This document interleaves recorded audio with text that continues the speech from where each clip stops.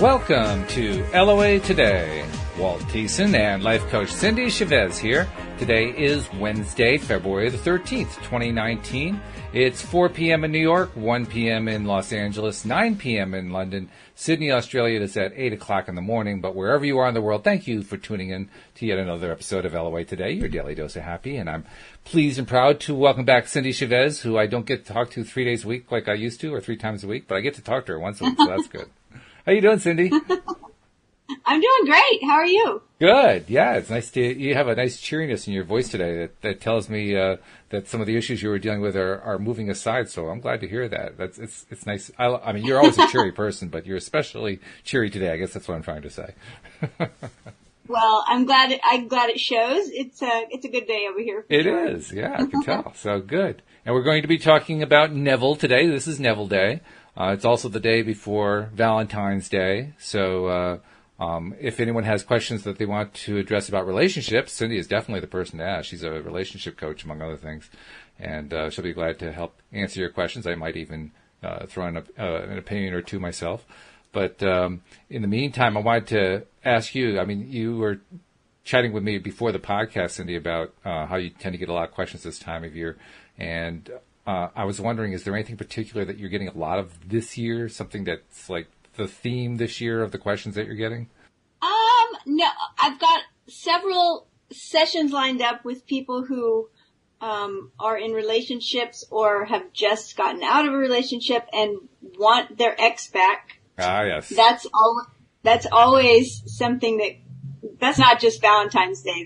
That's all the time. Yeah. People, that's one of the reasons why I got into relationship coaching, sounds crazy, but the ability to help people heal a broken heart. For some reason, that's one of the abilities I have. And my logical brain always would try to talk me out of that. Really? And give me a million reasons why you don't want to deal with this. Why do you want to deal with this? Why do you want to talk to people who have a broken heart all the time?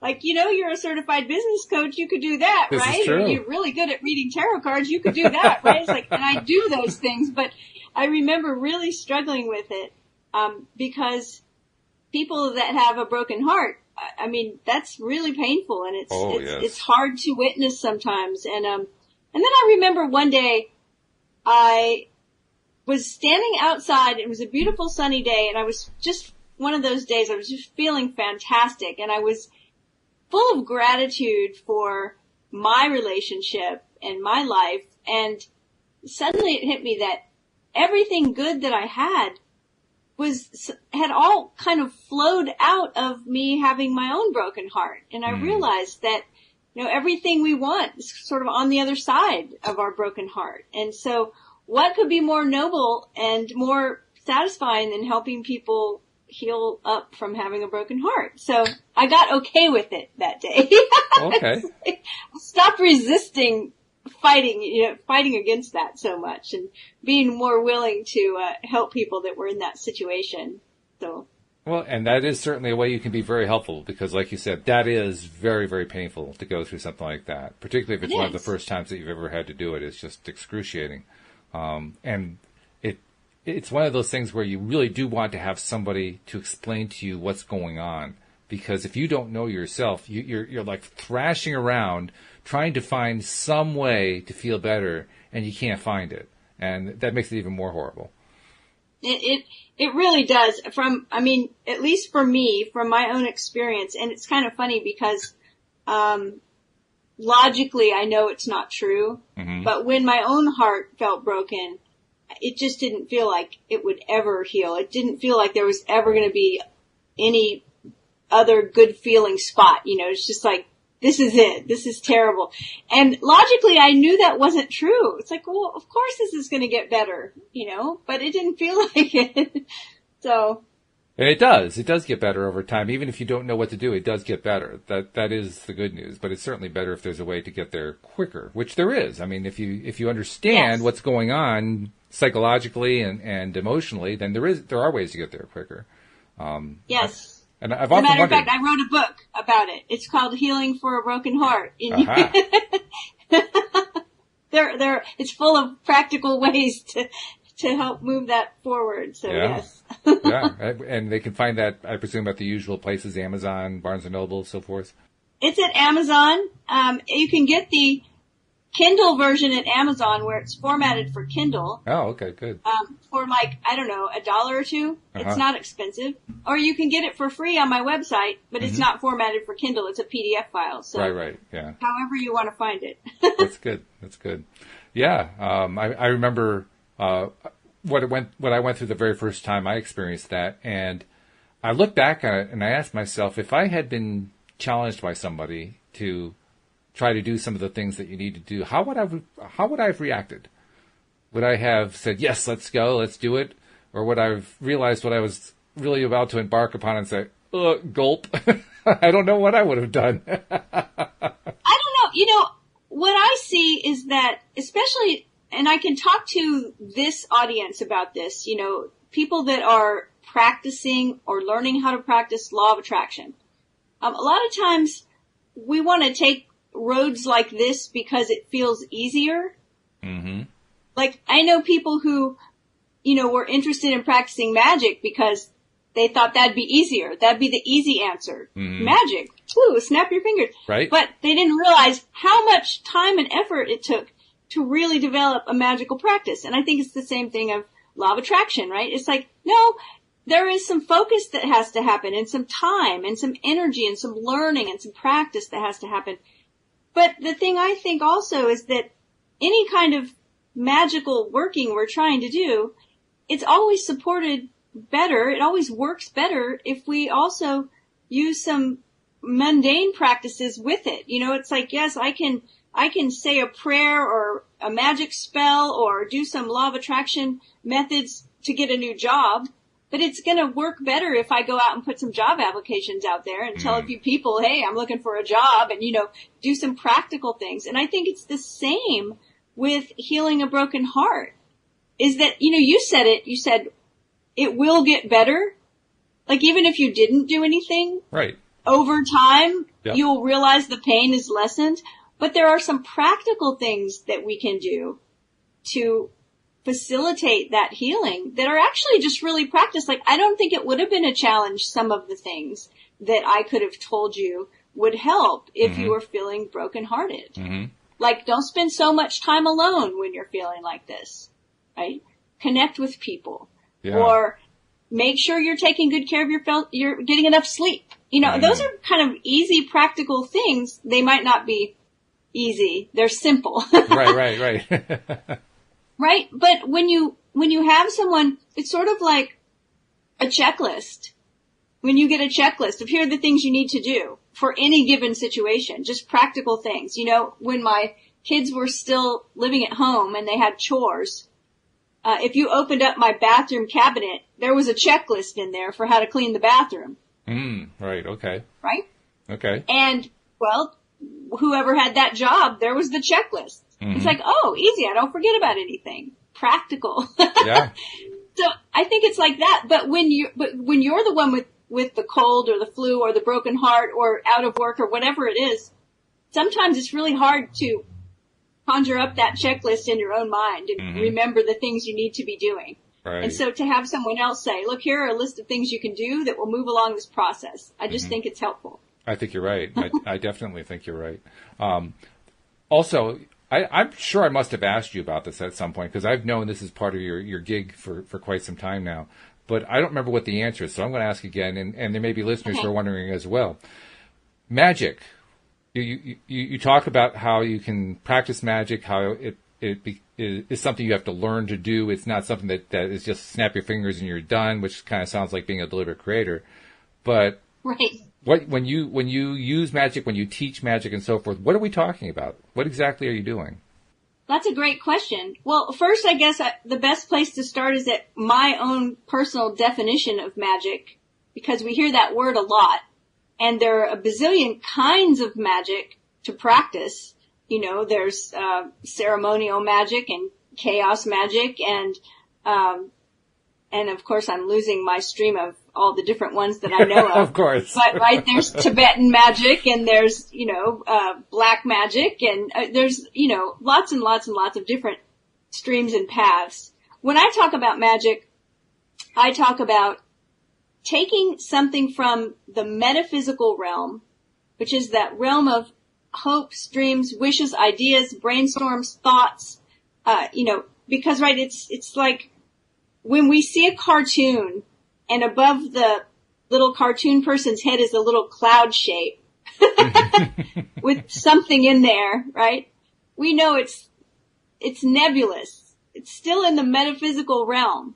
It's a thought or an idea, a hope, a dream, a wish.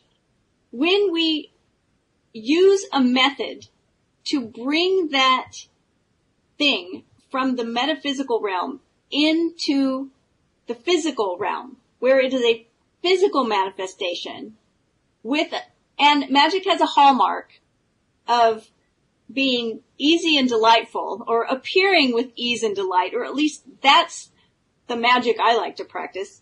That's what I call magic. There's sometimes an element of surprise, an element of delight, hopefully an element of ease, not too much struggle. And we have manifested something from a thought, a hope, a wish, a dream, a vision into physical reality. I have a very eclectic practice that encompasses Buddhist magic, chaos magic. I delve into astrology. I read tarot, divination that way. So I have a lot of different things woven into my practice. Jewish magic. But I think that everyone chooses their own path that feels right for them. Law of attraction is part of my toolkit as well, of course. You know that. Mm-hmm. So it just depends on what's comfortable for someone to use. So it's really anything that results in a manifestation that is a physical manifestation coming from the non-physical or from the metaphysical. Yeah, and if you look at it that way, then getting up and walking across the room is magic. This is true. and it really is. I mean, let's be perfectly honest. When we think about it in terms of, well, I do that every day, then it doesn't seem like magic. But when you look at it in terms of all the things that have to happen in order for you to do that, you have to have the skeletal structure to do that. You have to have the muscular structure. That muscular structure has to operate in coordination with the skeletal structure. It has to use the balance mechanism of your body. Your body actually has to get up and motorize across the room. All these things have to happen, all being driven by cells that are all connected together, working through a single neural system. How can that not be magic? I mean, that's right? Incredible. And here's the really interesting thing is none of us know how we do it. Yeah, right. Like, even with your very in-depth and great expression of it that you just gave right there, that example, with all we still don't know how. Right. We know what's happening. Yep. That's magic in my book. I agree with you. Yeah. I mean, I know that I send a signal through my brain into the body and get up and walk, and it starts to walk. But beyond that, I don't really have a clue how that works. One of the things that still blows my mind is how long it takes for an electrical signal to pass through the neural system from my brain to, say, my foot. It could be like 3.5 to 4.5, 5 seconds. And yet, when I want to walk, I can do it instantly. Well, how the hell is that possible? How is it possible? It's a miracle. I don't know. Really, it's a miracle. Right? And that's one of the things that I say to people who are in a lot of pain. Or maybe people who have just gotten a diagnosis that's not good or doesn't feel good from a doctor, right? They get a medical test back.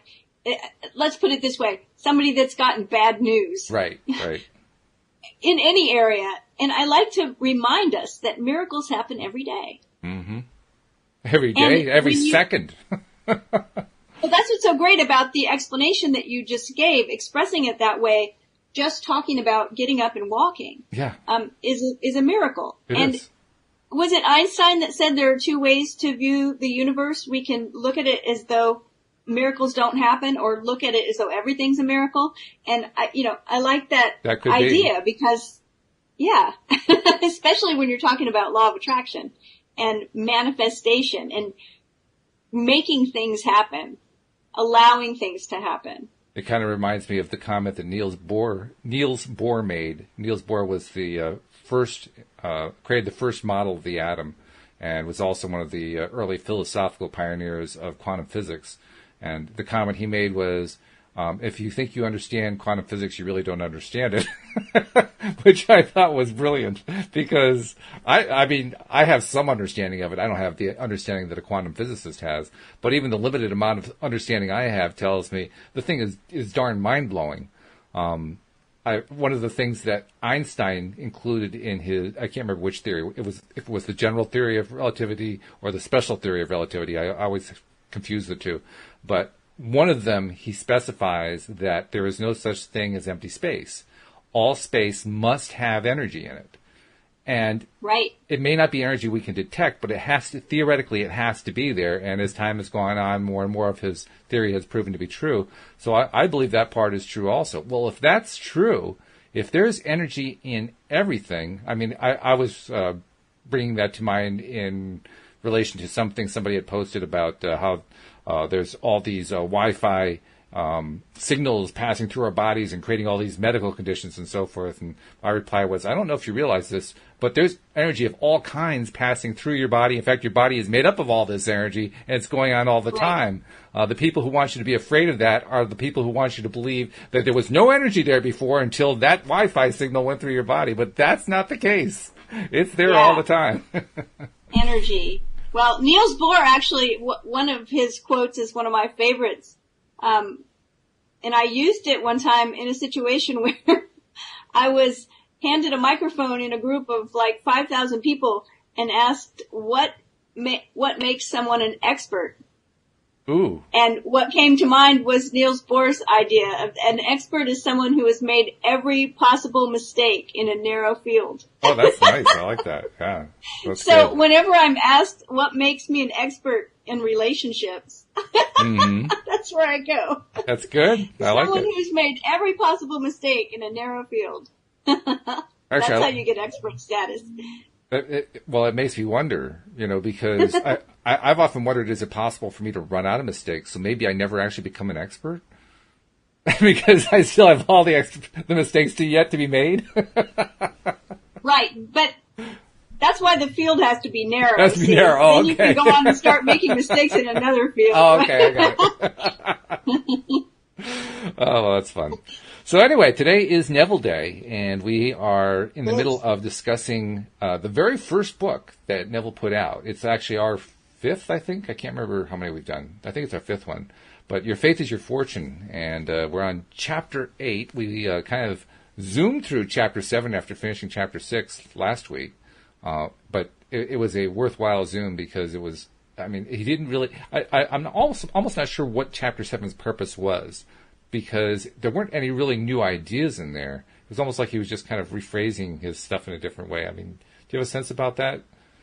Well, one of the things I notice about Neville is that, well, two things, and we'll talk about the second one right before the chapter. But one of the things I notice about Neville is that he does repeat himself pretty often. He does, yes. And he reiterates, but the thing is I think that's really useful, because the more you hear it, or at least the more I hear it, the easier I start to flow in his thought process and start understanding what he's saying.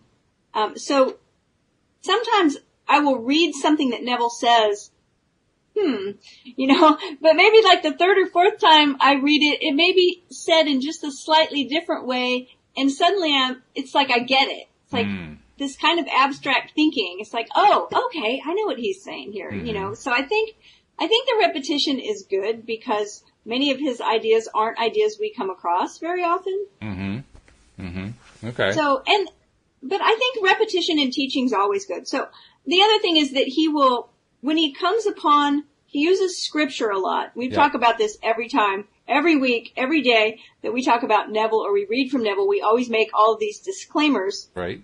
And I think they're really important, because I always picture somebody just coming across the podcast and listening. And here we are, we're quoting all these scriptures from the Christian Bible and having them think, Cindy and Walt are teaching the Bible now. But really, first of all, it's not us, and it's not our beliefs necessarily. It's not what we've come up with. It's Neville. It's his belief or his teachings. And he has always a very esoteric definition of whatever scripture that he's throwing out there. So it's really important to keep going back and remembering that you may have heard this verse as a child in Sunday school, or maybe you go to church and you've heard it there, or maybe you read the New Testament or the Christian Bible. Maybe you read that book yourself and you've heard it there, and you might have read this verse 100 times, and Neville is not saying what anyone else has said about it. It's completely different, and I think that's really important to remember. I agree. Yeah. The other reason why that's important to remember is because when we hear things that we've heard over and over, a lot of times they just sort of go right by us. Oh yeah. We discount right? It. Or we assume that we know what they mean, right. Or we're like, yeah. But with Neville, it's important to recognize that he is meaning something completely different. And I'm sure as soon as we dive in here to chapter 8, we're going to come across it because he leads off with a bunch of verses from the Christian Bible. Of course, yes. I'm going to just preface it right from the beginning, and people that are listening every week know this already, but when Neville uses the word God, he defines the word God as your imagination or your consciousness. So if Neville talks to me about God, he's talking about my consciousness or my imagination. It's important to keep in mind. And there's an interesting side thing that goes with that, because somebody posted on one of the groups today on Facebook the question about, I don't remember exactly how he phrased it, but the gist of it was this: which comes first, the consciousness or the imagination? And I was taking the position that the consciousness comes first, because you have to have a conscious being that does the imagining. But but it's an interesting question when we look at Neville, because Neville kind of treats them as being equivalent, and they aren't really exactly the same thing. Well, and if we went back to maybe even the book prior to this one, where Neville was doing a lot of describing of the subconscious and the conscious, mm-hmm. and how the subconscious was creating, but then he said, this is really just one thing. I'm dividing it and making it sound like two because it's easier to describe to you the function. Right. But your consciousness is your consciousness. So I would agree with you. Consciousness came first, and that the consciousness has created the imagination, which now feeds the consciousness. But, at the same time, it's probably here or there whether we realize which came first, because it's a theoretical question, and none of this works in theory. This is true. It just works in practice. Yeah. So I don't like to get into theory too much, because I think it can be a stumbling block to send us over to a place where we're trying to figure out how something works, when, instead of figuring out how the car works, just get in and drive. Drive the car. Yeah. Okay. Well, I'm in favor of that, because I know in my own life I have been particularly focused on practicing hardening things into reality by assuming the feeling of the wish fulfilled, playing out that little vignette. I've been really working on that with some stuff that's been kind of tough for me. So I'm really looking forward to hearing what today's latest set of lessons are, because I want to learn this better. I know the basic, I know the general, but I want to learn it better. Well, here's what's interesting. The chapter title is No Other God. Mm-hmm. And when I hear that, he leads off with this verse, I am the first, I am the last, and besides me is no God. And of course, immediately I think of a deity who is all-powerful, and who is telling a group of people that I'm the only one, don't worship anyone but me. Mm-hmm. See, so that's my predisposed, learning about that verse. Most people, I think. But if I say, okay, but Neville says that God, when he talks about God, he's talking about the human's consciousness and the human imagination. I think, okay, well then that changes the complete meaning of this, so I need to look at it new. So he says, I am the first, I am the last, and besides me is no God. I am the Lord thy God, which brought thee out of the land of Egypt from the house of bondage. Thou shalt have none other gods before me. Thou shalt have no other God beside me. As long as man entertains a belief in a power apart from himself, so long will he rob himself of the being that he is. Every belief in powers apart from himself, whether for good or evil, will become the mold of the graven image worshipped.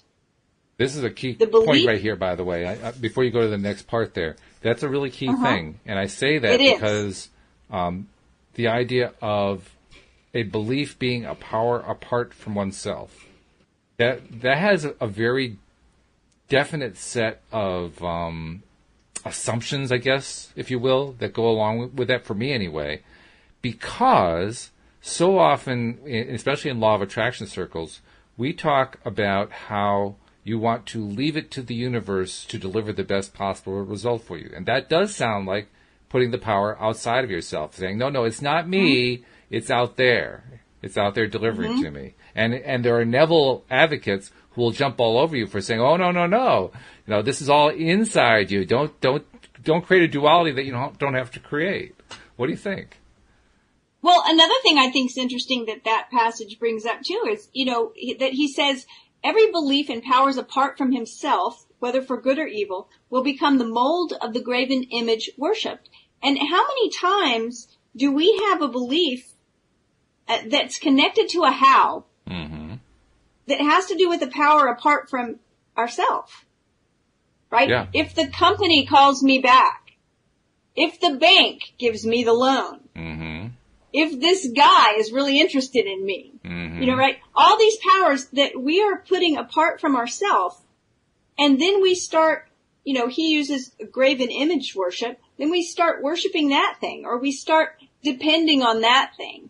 We start thinking that all of these outside forces are what really hold the power to whether I have a job, or whether I have an income, or whether I have a love life, or whether I have all these things apart from ourselves. And I've done that. We start suddenly getting very tangled up with that, right? And I think it's a really great description of how that can happen, is that every time we give the power away, then we start focusing. We could use the word focus instead of worship, but we start putting our focus on that thing, on the how. And then we lose focus because suddenly we're caught up in looking at the how instead of looking at whatever it is. And yet, and I can see that I do this. I suspect that virtually everybody listening to this podcast says, yeah, I can see how I do this.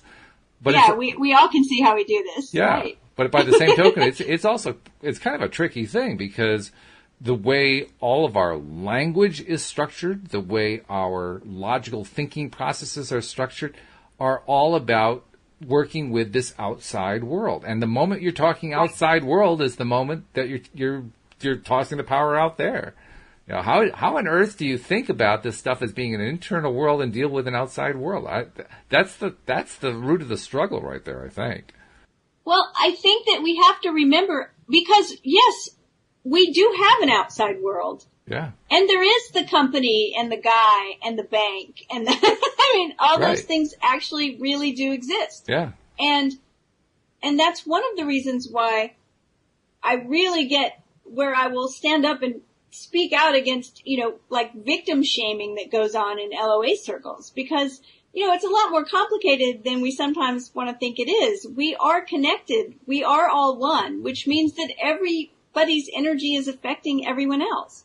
However, it's a belief that when the belief gets tipped to where I don't have any power or control, and all of the power lies with something outside of me, that's when we get into victim energy and we feel helpless. Absolutely. And hopeless. Yeah. And so what I believe is there's a place to balance that. There's a place to recognize that I can take radical responsibility for my experience. That doesn't mean I'm to blame, but it does mean that I'll step up and figure out how to figure it out, right? And so I do have power within me. And I do get to make the decisions. Nobody can really make those decisions but me. True. And And then I deal with how I'm going to deal with those powers that are outside of me. It's not that, now Neville may argue, because Neville's saying there really isn't any other power. And it's only a belief. That's right? The core paradox here. And I'm hoping he's going to address that paradox in greater detail. So having interrupted you, let me let you get back to reading and explaining this stuff to us. Well, look where he goes next. He says the beliefs in the potency of drugs to heal, diets to strengthen, monies to secure, are the values or money changers that must be thrown out of the power. He can then unfailingly manifest that quality. This understanding throws out the money changer's temple. Ye are the temple of the living God. And what agreement hath the temple of gods with idols? For ye are the temple of the living God, as God has said, I will dwell in them and walk in them, and I will be their God, and they shall be my people, a temple made without hands. It is written, my house shall be called of all nations a house of prayer, but you have made it a den of thieves. For my house shall be called a house of prayer for all people. The thieves who rob you are your own false beliefs.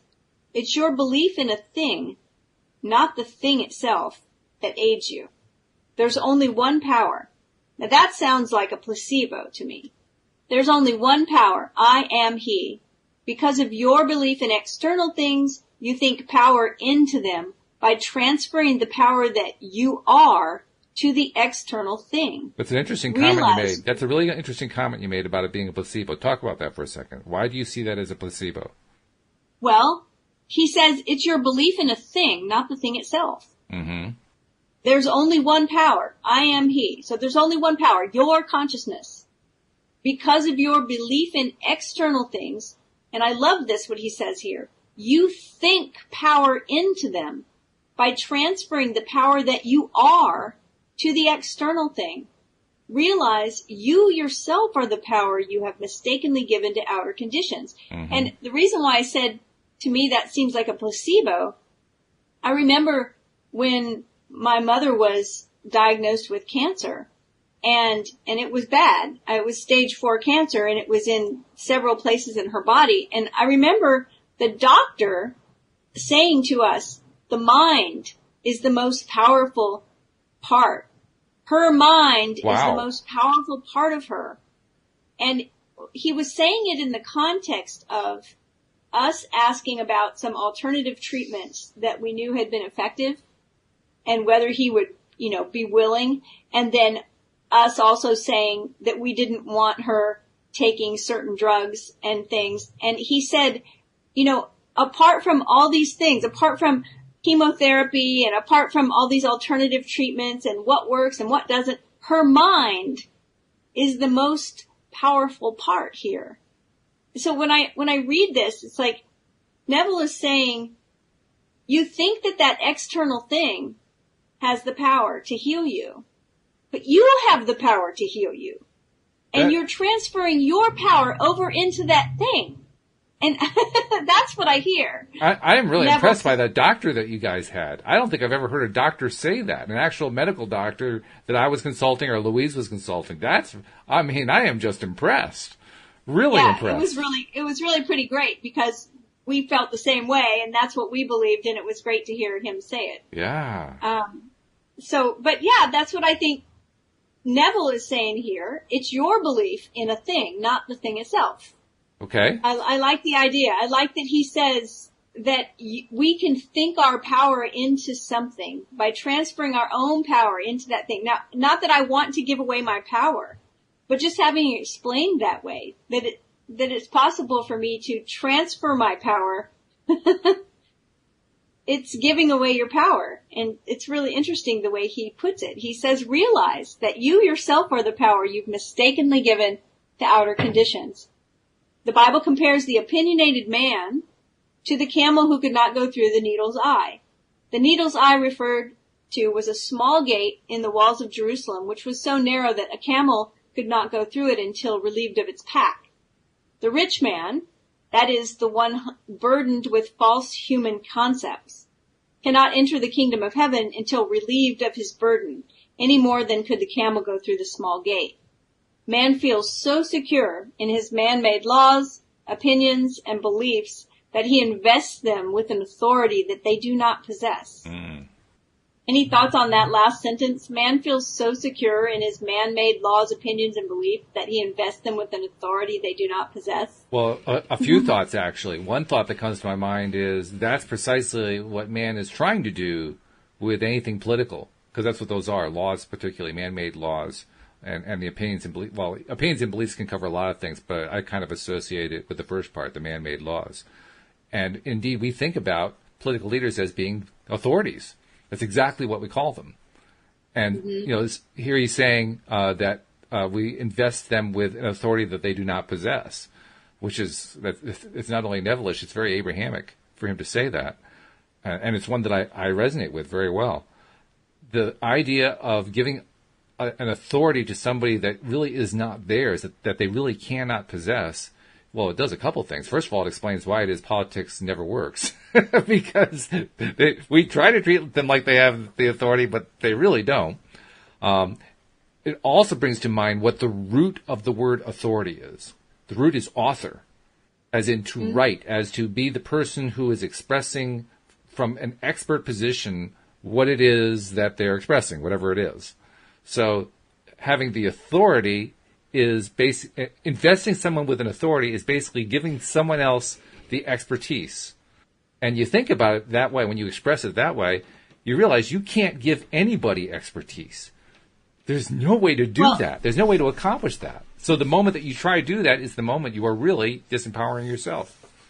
And if you're talking about your own experience and your own life, why would you want to allow someone else to be the author of it? Yeah, well, that too. Yes. But right? We do it all the time. Yeah, we do that regularly. We do it all the time.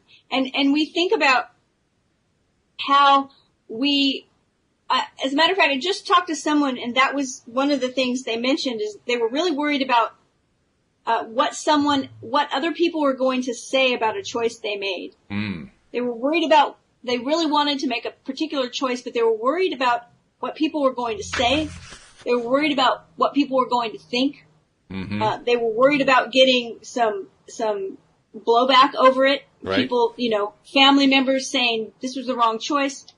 And I think, wow, that right there is that authority that we give to all these other voices of people telling us that they don't approve of what, and I'm telling you, that's probably the worst thing we can ever do is to seek approval. I agree with you. By the way, Jamie is listening in, and she's raised an excellent question, and I think it's one that really throw it out there. I want to know. I think we need to address this one. She says, "How would you reconcile this idea that there is no power outside of myself with Abraham Hicks's concept of source energy?" Well, you are source energy. Yes.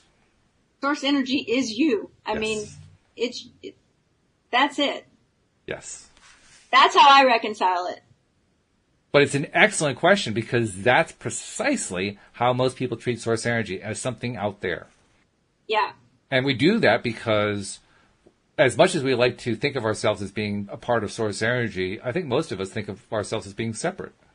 Well, it's separate the way separate drops of water make up the ocean, though, yeah, right? I love that metaphor because it's really clear. It's like, we get into these conversations when we talk about religion, mm-hmm. when we talk about any kind of spiritual practice, people will ask, well, are there spirits? Are there deities? Are there entities? Look at Hinduism. There are thousands of deities. Right. Right? And I only personally know a couple of them, but there are thousands, and there are saints, and then there are powers, do they really exist? I believe that they do, but I also believe that we're all one. And I also believe that it's all in my head. Yes. Right? Everything's all in our head. Or in our hearts, depending on how you want to look at it. Everything is all in our imagination. Yeah. I mean, everything we're experiencing, we think our eyes are seeing, but it's really our brain processing. Mm-hmm. Right? It's true. It's true. It is. And so I think it's the concept that we constantly trip up on. It makes sense when you express it abstractly, but trying to kind of come to terms with it in day-to-day experience, that's where it gets a little tricky. The concept is simple. We are all, like you say, drops of water. We are individual, but we are part of the larger whole. We are both at the same time. And when we talk about source energy, we're talking about us, and we're also talking about our connections with the rest of us. It's both, all at the same time. We're so used to differentiating. It's tricky for us to understand because we are limited by our senses. Mm-hmm. I mean, we have 5 senses. That's not a very big number. It's true. One for each finger. We might have 6, right? 6 senses. Yeah, right. Still, we're limited as human beings. We have some limitations. Mm-hmm. So I think I think that explains a lot of that. Great question, though. But it also clarifies what it is that we're really dealing with here. Why do we spend so much time on this law of attraction thing? It's so simple. That which is like unto itself is drawn. Like attracts like. That's such a simple concept.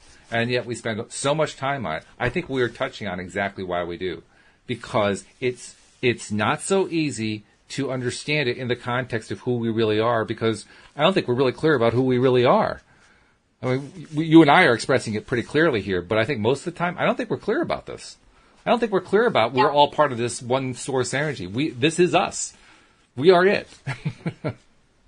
Yeah, no, that's true. And I think that, this idea, like the chapter, no other God, and you have Neville saying, that you're it, right? There's no other power outside of you. And that's like, wow, seriously? That's a pretty big thought. But I also think that it's personal. So for me and my life and my experience, I'm the one that has the power to decide how I experience. No one else does. But I don't have the power to decide how anyone else experiences their life. So for them, they are the one.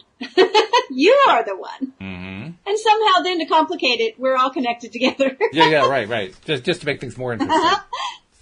Now, Jamie also added a second follow-up to what she said. So Abraham Hicks is a state of consciousness like Neville's concept of Christ and the disciples. So Abraham's, Hicks, Source, Neville are all me pushed out. I would say that. Yeah. For you. I would even say it's a little bit more than that. I think there's a lot of truth in the way she phrased that, and it's a nice way of expressing it. But I think it's also all of that is within. Yeah. I mean, there really is no out and in. We treat out and in. We really do treat out and in because that makes sense to us. You talked about the 5 senses. In and out makes sense to us. I feel like this is outside. I feel like there's something inside. But really, they're the same thing. It's the same way that we get mind boggled when we hear that time isn't linear. Mm-hmm. But wait a minute. I know this thing happened in the past. I know this other thing that's going to happen tomorrow hasn't happened yet. No, actually, everything's happened at once. I can see my stopwatch. My stopwatch is going. There is a second. There's another second. I can see it. There it is, right there. It's not linear. It's circular. It's circular. Okay, so I believe we're going to be able to finish this chapter, which is like a miracle, right? For us, it is. Yeah, that's what I mean. For us. So Neville says man feels so secure in his man-made laws, opinions, and beliefs that he invests them with an authority they do not possess. Satisfied that his knowledge is all, he remains unaware that all outward appearances are but states of mind externalized, which is exactly what Jamie just said. That's right. Yes. When he realizes that the consciousness of a quality externalizes that quality without the aid of any other or many values and establishes the one true value, his own consciousness. So he's saying here that when we realize that our consciousness of a quality will actually bring that quality into manifestation and that it doesn't take anything else, just the consciousness, then that establishes the value of our consciousness when we start recognizing that. Yep. He goes on to quote a portion of the Jewish Bible, the Lord is in his holy temple. He made reference a few sentences back about the body being the temple. So I think he's talking about consciousness again. And the consciousness that inhabits our body, right? The Lord in the temple. He says consciousness dwells within that which it is conscious of being. I am is the Lord and man, his temple. Okay, I am is the Lord. I will put the comma there. And man, his temple. I'm editing Neville now. Yep. Knowing that consciousness objectifies itself, man must forgive all men for being that which they are. He must realize that all are expressing, without the aid of another, that which they are conscious of being. Peter, the enlightened or disciplined man, knew that a change of consciousness would produce a change of expression. Instead of sympathizing with the beggars of life at the temple gate, he declared, "Silver and gold have I none, but such as I have, the consciousness of freedom, give I unto thee." Stir up the gift within you. Stop begging. Claim yourself to be that which you decide to be. Do this and you too will jump from your crippled world into the world of freedom, singing praises to the Lord, I am. Far greater is he that is in you than he that is in the world. This is the cry of everyone who finds his awareness of being to be God.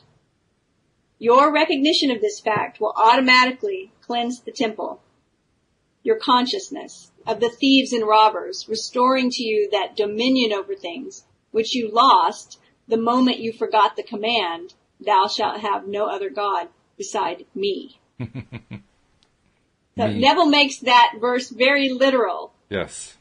Saying you shouldn't have any other God besides yourself. That may be a really hard pill to swallow for someone that practices a traditional religion. So always remember to go with what resonates for you. That's how I feel about it. I don't have a problem with anything Neville says, but that's me. And I've, walked a long, twisty road in my practice. So I always want to make sure that people aren't too freaked out by Neville because, a lot of what he says and the way he defines certain verses would definitely be considered, heresy, if not blasphemy. So. Well, you were just in the process of making all those mistakes so you'd become the expert. That's really what it was. But because that's what you were referring to earlier, right? You're the expert's the one who's made all the mistakes. Yeah, I say that jokingly when in reality, I really don't think there are mistakes in life.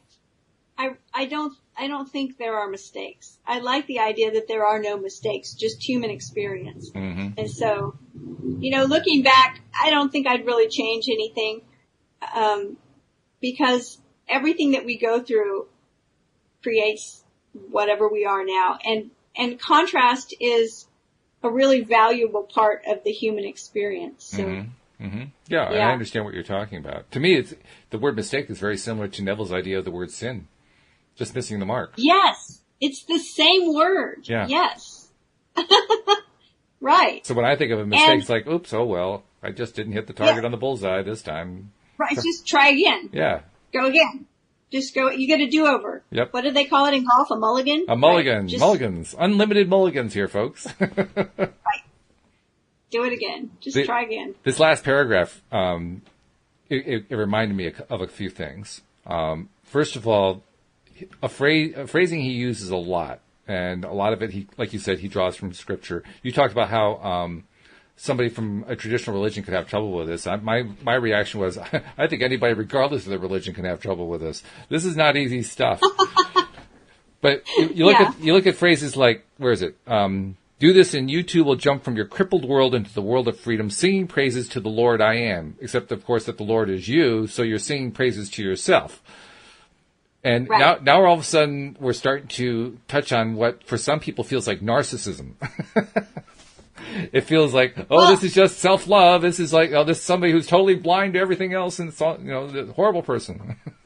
I have a different take on that that might not be quite as narcissistic.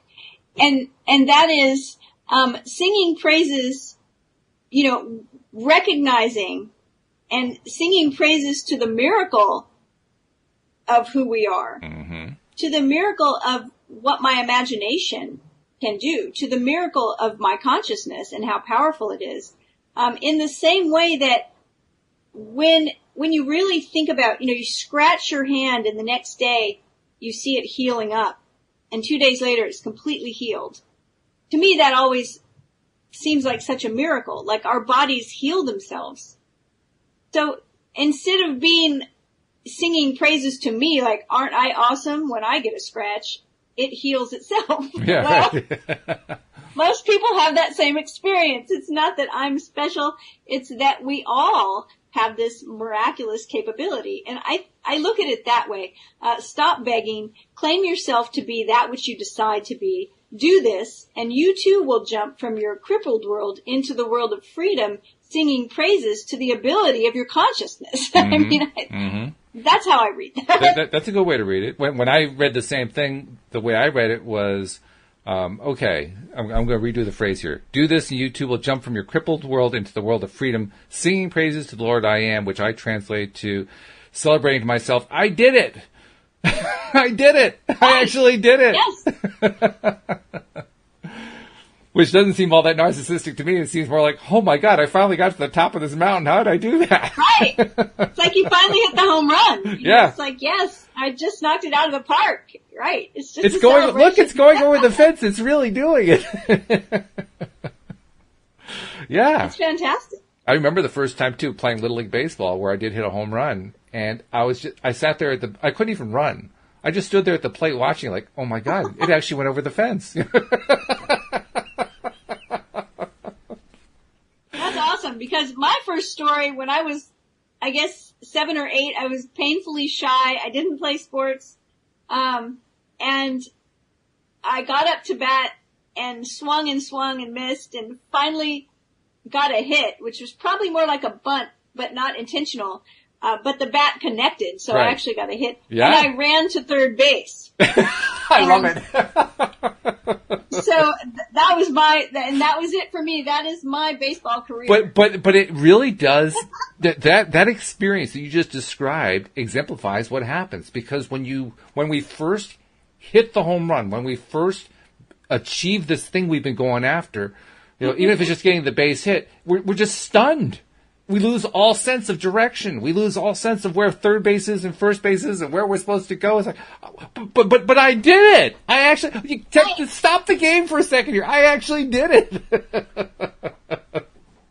It reminds me of last week. Somebody asked a question about, how come so many times we manifest something and then we lose it? Yeah. Or we manifest something and then something terrible happens. Mm-hmm. And, our conversation went to, well, because there's more to just outer manifestation. Like your inner self has to be ready to be the person that has that thing. And if you're not ready, if you just did the outer, work to manifest something and there was no inner work to be the owner of that thing, whatever it is, and that, it reminds me of that, it's like I connected the bat to the ball, but I wasn't quite ready to go anywhere else. That's right. That's right. Yeah. There's almost like a shock value that's involved. And by the way, Jamie was asking which chapter this is. Jamie, this is chapter 8 from Your Faith is Your Fortune. It's entitled No Other God. It's a very short chapter, but as usual, we can spend hours on it because we find all kinds of layers of information in this stuff. I know that this chapter, I talked earlier about how I'm trying to really learn this hardening thing, trying to really learn this focus and this vignette creation and this, assuming the feeling of the wish fulfilled and all that kind of thing. Really, really, really learn it. And this chapter is addressing exactly what I needed to hear. We all do this, but I had gotten into the habit in the last couple days or so of treating the power as if it was outside of me. It's so easy to do that. Talk about the mistake. That's the mistake. It's a simple mistake, but I made the mistake of assuming that I'm not the one who has the power. And the moment that I assume that is the moment when I start feeling that lack end of the stick. Because now I can't have the thing end anymore. Because now it depends on that outward thing, the outside thing. But here's what I love about this chapter. Probably my favorite part of this chapter is dealing with that right there. And it's that he says, because of your belief in external things, you think power into them by transferring the power that you are to the external thing. I love that because that reminds me when I'm in that place that you just mentioned, where suddenly you realize, oh my gosh, I'm giving my power away to this thing out here. It's that recognition. It's not just that I'm putting the power over there, but it's that I'm transferring power that I am to that thing. And I can call that power back. I can reclaim that power. I don't have to leave it out there. I can call it back to me. Now, for me, the question becomes, why do I keep giving the power away? I think I know the answer to that one. But how do I stop myself from giving the power away? Like the next try, how do I do it? How do I keep myself from doing that? What was that? It's awareness. It's awareness. Mm-hmm. It's mindfulness. It's sort of like any other habit we try to break, where in the beginning, like if we're trying to break the habit of something verbal, something we keep saying, at first, we're always going to recognize it after we say it. Mm-hmm. Maybe a half an hour after we said it. Right. Like, oh, I think I said that again.